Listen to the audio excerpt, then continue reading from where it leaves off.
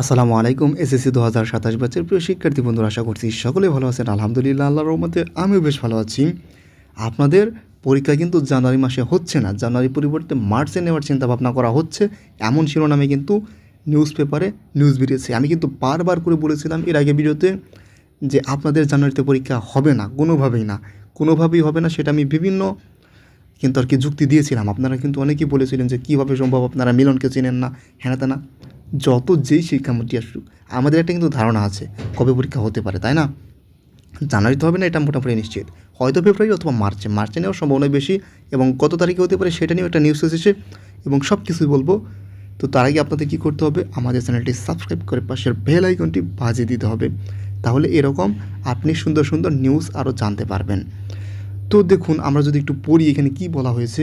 ২০২৭ সালের এসএসসি এবং সমমানের পরীক্ষা আগামী বছরের ৭ই জানুয়ারি নেওয়ার যে পরিকল্পনা করা হয়েছিল সেখান থেকে সরে আসার চিন্তাভাবনা করছে শিক্ষা বিভাগ। পবিত্র রমজান ও ঈদ উল ফিতর ও অভিভাবকদের মতামতের বিষয়টি বিবেচনায় নিয়ে আগামী মার্চে পরীক্ষার শুরুর বিষয় আলোচনা চলছে। মানে এক কথায় ঈদের পর এক কথায় মার্চের হয়তো বা ১৫ তারিখের ওই পাশে আর কি হবে, ঠিক আছে।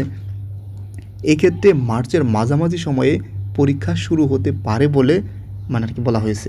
এটা আর কি মূলত এখানে আর কি সারসংক্ষেপ কথা, মানে মার্চের মাঝামাঝি হতে পারে। এখন মার্চের মাঝামাঝি বলতে যদি আমি বলি, সম্ভাব্য সময় হচ্ছে 14 তারিখ। দেখুন এই যে পরে এখানে কিন্তু বলেছি, এইখানে ওই একই কথা বলেছিলাম যে আগে বলা হয়েছিল 7ই জানুয়ারি পরীক্ষা হবে এবং শেষ হবে আর কি 6ই ফেব্রুয়ারি পর্যন্ত আর কি। এটা আর কি আনুমানিক একটা তাদের সিদ্ধান্ত ছিল। তবে এখন বর্তমানে 14ই মার্চ আপনাদের পরীক্ষা হওয়ার সম্ভাবনা রয়েছে সবচেয়ে বেশি। আমি কিন্তু আগেই বলেছি, আবারও বলছি যে আপনাদের পরীক্ষা কিন্তু কোনোভাবেই জানুয়ারিতে হওয়ার সম্ভাবনা নেই। মার্চেই হওয়ার সম্ভাবনা বেশি, ফেব্রুয়ারিতে হওয়ার সম্ভাবনা ছিল কিন্তু হবে না। কেন? যদি এই রোজাটা আর কি না থাকতো তাহলে, সেই জন্যে, ঠিক আছে।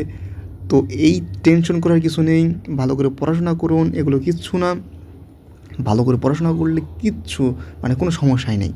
আর এত টেনশন করেই বা কী লাভ, আপনি বলুন? এত টেনশন করেই বা কী লাভ? সেই জন্য টেনশন করবেন না, ভালো করে পরীক্ষার প্রিপারেশন নিন এবং সামনে যে আপনাদের মানে মার্চে পরীক্ষা, মার্চকে টার্গেট করেই পড়াশোনা করুন, এটা আমি বলবো। তো এই ছিল আজকের বক্তব্য এবং ভিডিও। তো ভিডিও শেষে আরও একটা অনুরোধ করবো, মানে আমাদের চ্যানেলে যারা নতুন তারা অবশ্যই আমাদের চ্যানেলটিকে সাবস্ক্রাইব করে পাশে বেল আইকনটি বাজিয়ে দেবেন এবং আপনাদের বন্ধুদের মাঝে এই চ্যানেলটির কথা ছড়িয়ে দেবেন। আর প্রত্যেকটি ক্লাসে আপনারা পেয়ে যাবেন আশা করছি। প্রত্যেকটি ক্লাসে আমাদের চ্যানেলে দেখার জন্য অনুরোধ জানাচ্ছি। সকল ভালো থাকবেন, সুস্থ থাকবেন। সকলকে ধন্যবাদ। আসসালামু আলাইকুম।